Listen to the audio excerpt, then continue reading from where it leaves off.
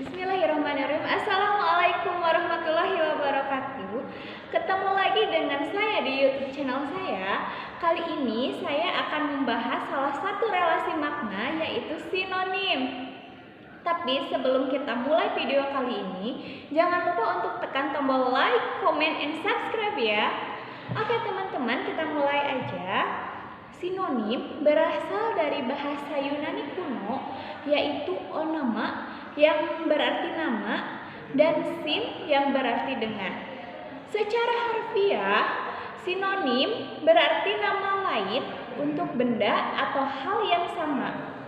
Lalu, secara semantik menurut Firhar pada tahun 1978 mendefinisikan sebagai ungkapan, bisa berupa kata, frasa, ataupun kalimat yang maknanya kurang lebih sama dengan makna ungkapan lain. Hubungan makna antar dua buah kata bersinonim bersifat dua arah. Misalkan, kata bunga bersinonim dengan kembang, maka kata kembang juga bersinonim dengan kata bunga. Faktor-faktor yang tidak memungkinkan untuk menukar sebuah kata dengan kata yang bersinonim. Yang pertama, faktor waktu. Misalkan, kata hulu balang bersinonim dengan kata komandan. Lalu yang kedua, faktor tempat atau daerah. Misalkan, kata saya dan beta. Lalu yang ketiga, ada faktor sosial, misalkan kata aku dan saya. Faktor keempat, ada faktor bidang kegiatan, misalkan kata tasawuf, kebatinan, dan mistik. Lalu yang kelima, ada faktor nuansa makna, misalkan kata melihat, melirik, melotot, ataupun mengintip. Lalu sinonim terbagi kepada jenis-jenisnya. Yang pertama ada sinonim antar morfem bebas dengan morfem terikat. Misalkan minta bantuan dia dengan minta bantuannya. Sinonim antara kata dengan kata, yaitu misalkan buruk dan jelek. Lalu yang ketiga, sinonim antara kata dengan frasa atau sebaliknya. Misalkan, kata meninggal dengan tutup usia. Lalu yang berikutnya ada sinonim kata dengan frasa. Misalkan antara meninggal dunia dengan berpulang ke rahmatullah. Lalu berikutnya, sinonim antara kalimat dengan kalimat. Misalkan, adik menendang bola dengan bola yang ditendang adik. Jika sinonim tidak persis sama, maka yang sama menurut teori Firhar adalah informasinya. Contoh, kata mati memiliki komponen makna sebagai berikut. Yang pertama, tidak bernyawa. Yang kedua, dapat dikenakan pada apa saja, yaitu manusia, binatang, pohon, dan sebagainya. Lalu, kata meninggal memiliki komponen makna. Yang pertama, tidak bernyawa. Di sini sama ya seperti kata mati yang tadi, yaitu artinya sama-sama tidak bernyawa. Lalu, hanya dikenakan pada manusia saja untuk kata meninggal ini. Maka dengan demikian, kata mati dan meninggal hanya bersinonim pada komponen makna satu, yaitu tidak bernyawa.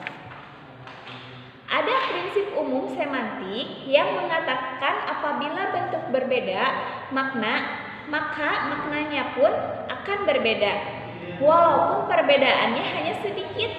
Contoh, mati dan meninggal dalam kalimat yang pertama, tikus itu mati diterkam kucing. Pada kalimat yang kedua, tikus itu meninggal diterkam kucing. Tetapi ternyata penggantian tidak dapat dilakukan. Ini bukti yang jelas bahwa kata-kata yang bersinonim itu tidak memiliki makna yang persis sama. Lalu, hal-hal yang perlu diperhatikan mengenai sinonim.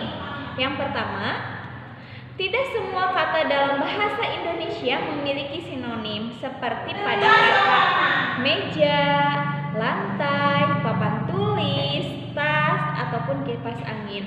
Lalu yang kedua, ada kata-kata yang bersinonim pada bentuk dasar tetapi tidak ada bentuk jadiannya. Misalkan kata datang dan tiba. Lalu yang ketiga, ada kata-kata yang mempunyai sinonim pada bentuk dasar tetapi memiliki sinonim pada bentuk jadian. Contohnya, kata sandung yang tidak memiliki sinonim pada bentuk dasar tetapi pada bentuk jadiannya memiliki sinonim, yaitu kata tersandung bersinonim dengan kata terantuk. Dan keempat, ada kata-kata yang dalam arti sebenarnya tidak mempunyai sinonim, tetapi dalam arti kiasan justru mempunyai sinonim. Ya, misalkan warna putih dalam arti sebenarnya tidak memiliki persamaan, tetapi dalam arti kiasan justru memiliki arti, yaitu suci atau tidak bernoda. Contoh lain, ada warna merah yang dalam arti kiasan berarti marah atau berang. Oke teman-teman, kita bisa mengajarkan kepada siswa untuk membuat perbedaan makna kata-kata yang tepat dengan cara yang pertama, memperhatikan kata-kata yang termasuk ke dalam kelas atau sekelompok tertentu, seperti misalkan sedikit menjadi sekelumit, secuil, sejumput, setetes, ataupun sejentik. Kemudian memakainya sesuai dengan tuntunan situasi, seperti dalam kalimat-kalimat berikut. Yang pertama, sediakanlah waktumu sekelumit menulis surat padaku. Yang kedua, bubuhilah secuil garam pada sup itu. Yang ketiga, dia menaruh sejumput beras ke kantong pengemis itu. Lalu seterusnya ada setetes minyak tanah dapat membuat makanan itu terbuang. Lalu ada merica sejentik, garam secuil disediakan buat bumbu telur setengah matang itu. Dan yang terakhir, karena nilai setitik rusak susu sebelangan. Nah teman-teman, mungkin sekian video saya kali ini. Mohon maaf apabila masih banyak kekurangan dan semoga bermanfaat untuk kita semua. Billahi taufiq wal hidayah. Assalamualaikum warahmatullahi wabarakatuh.